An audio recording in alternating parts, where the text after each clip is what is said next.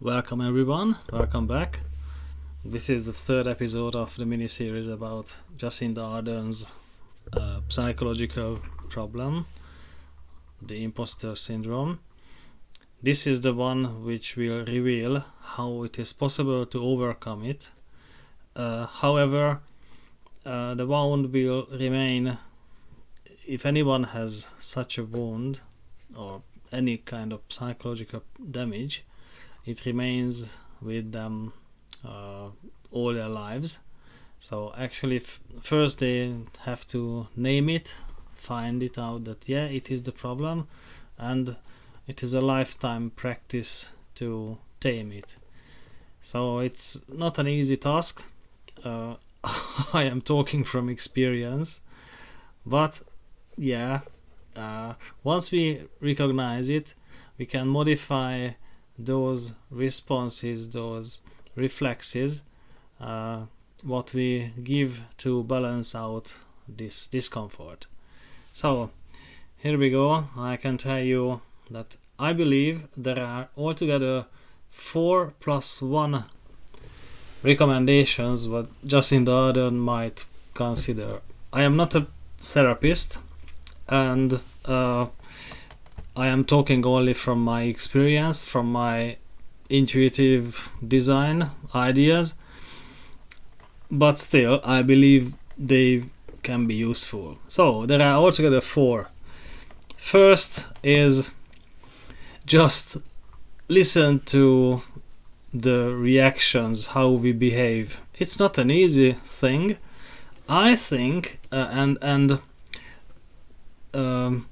it is easier if someone recognizes that they have a psychological problem earlier in their lives, and they can start constructing new behaviors of how they respond to it.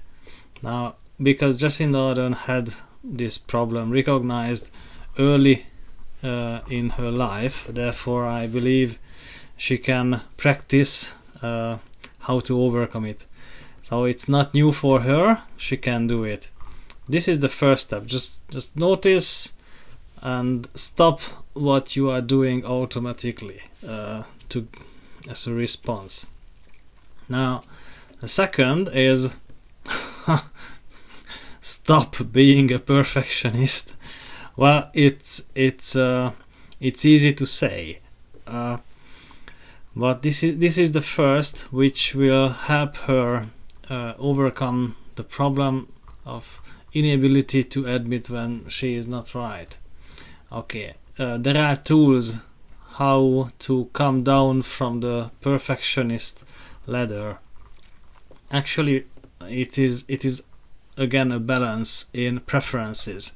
If someone starts to put higher emphasis in her preferences towards family and home issues, like staying with her child more, helping her more, or anything, just cleaning the home regularly, this automatically pulls out the stress from work-related issues. And I think at the moment Jacinda Ardern shouldn't be employed by anyone, because she would repeat all those behaviors that led to her burnout. So within 3 or 5 months she would feel the same fatigue and burnout again. No exception. It can be guaranteed. But in long term, she should rearrange her preferences between work life and family life, and she should put more emphasis on family life. There's another tool to overcome this perfectionism, is start doing things instead of just planning how they would be perfect. Because if someone spends a lot of effort on planning, actually they end up doing nothing. Her government showed this. They employed many advisors, but still their track record is very poor, to be fair. So this is the second recommendation. The third one is to help overcome on peculiarity and self-righteous behavior. Well, I have seen this with my friends who have the similar problem, that they just can't get over it before the age of 40-45, because they enjoy it. They enjoy playing the bad person, the bad guy. And to be fair, in a way, it is funny. Yes, it is funny. Although, in long term, it doesn't pay off well, because after all, they have to abide to certain social norms and the law and the bureaucracy itself. So, how it is possible to overcome it? Well, it's also something that requires regular practice. What I would recommend is using a diary and checking out what the person did every day, and just assess those actions. The key thing is to become somebody special for ourselves. And if we see that, yeah, we can be proud of what we have done here and how we achieved something else, that helps overcoming the desire to seek external confirmation for our peculiarity, for our intellect, for our special character. And yeah, this will help reduce the the outsmarting and trolling, scorning behavior as well. It's not easy, but if someone overcomes the desire of perfectionism, they can overcome this as well. This should be after the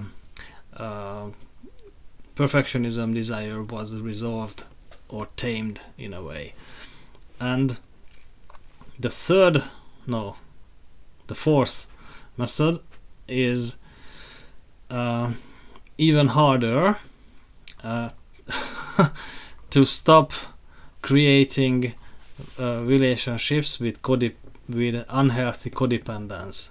Well, I told about her policies, her welfare policies, and her woke policies to empower indigenous people and females in New Zealand.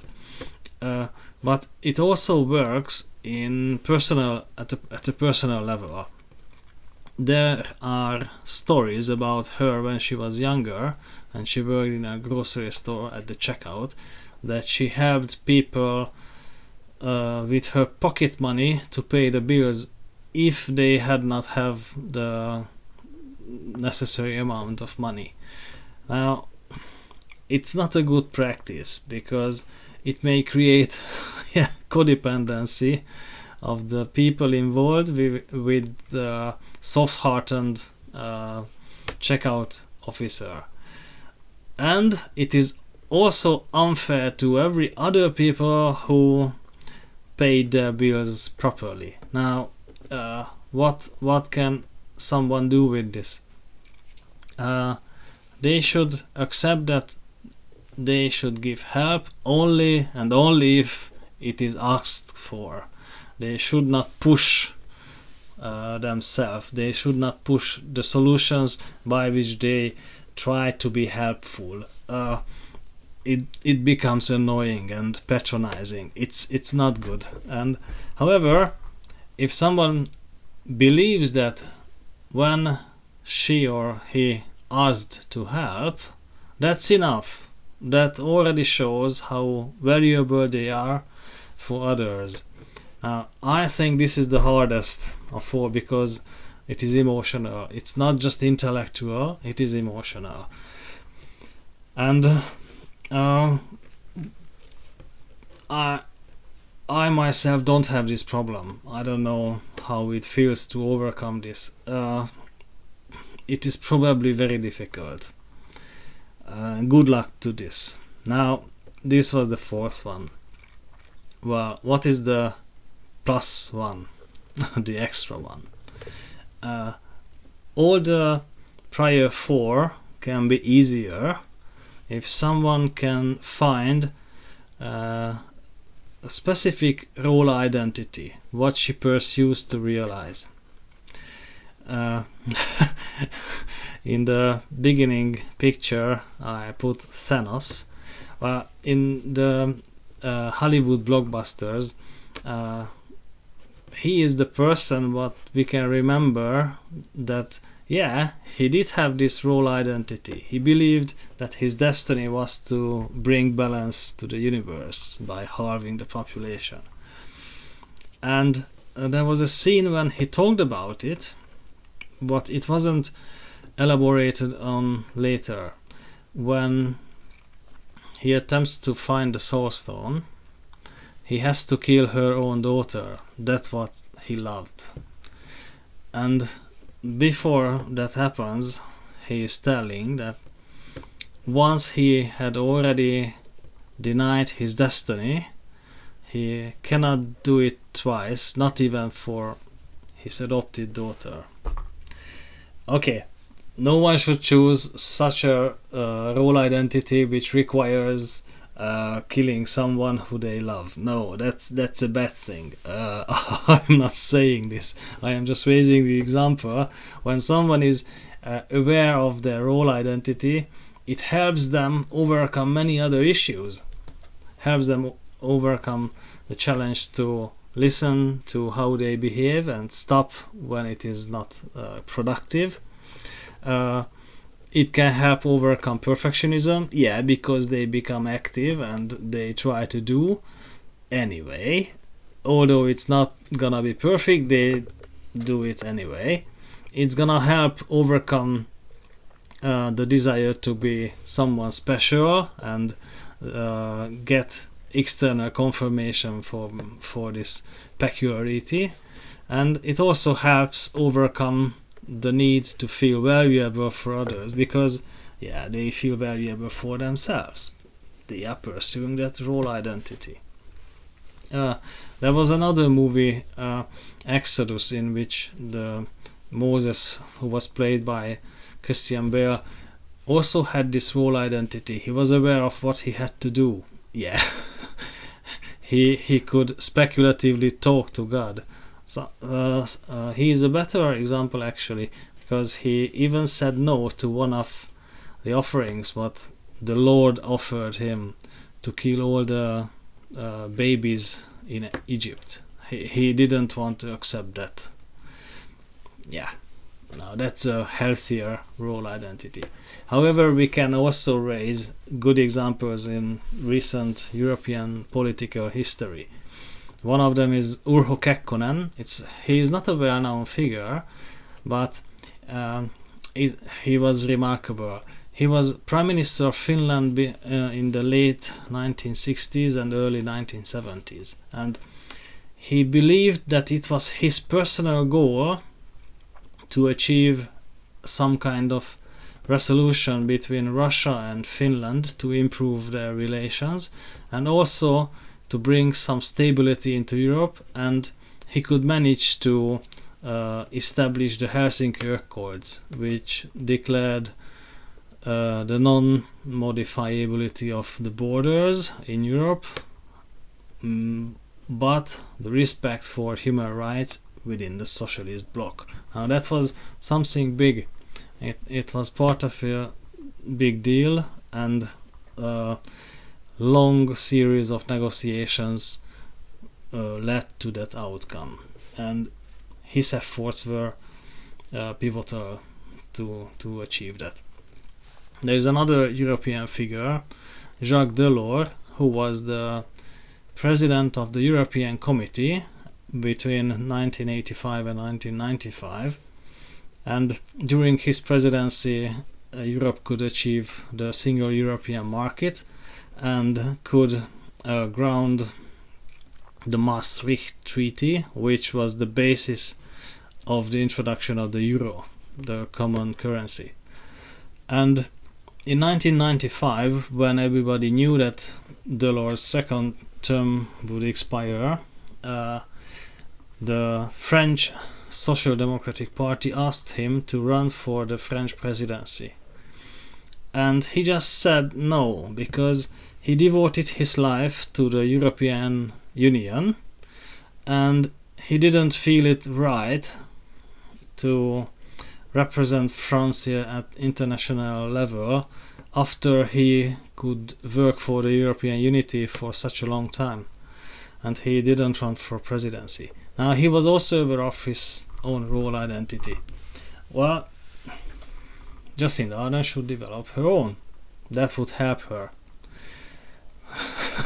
I am very curious to see what she finds for herself. She is absolutely talented for politics, and I believe she should remain in politics, probably at the international level. But she needs to find the goal, what she wants to achieve herself, and if she finds that, I believe she would find the proper balance between work and rest, relaxation, so she will not get burnt out anymore. Hope you liked this series. It was a bit shorter, but I don't mind. Well, yeah. Someone talking about that Jacinda Ardern has close ties to the World Economic Forum, which might be interested in halving the population of humanity. Now, it's a bad association. I don't think that's the case, and I don't think Jacinda Ardern will find any role at the World Economic Forum. She's just not that technocrat what they might employ in the long run. Anyway, thank you for watching and see you in the next one.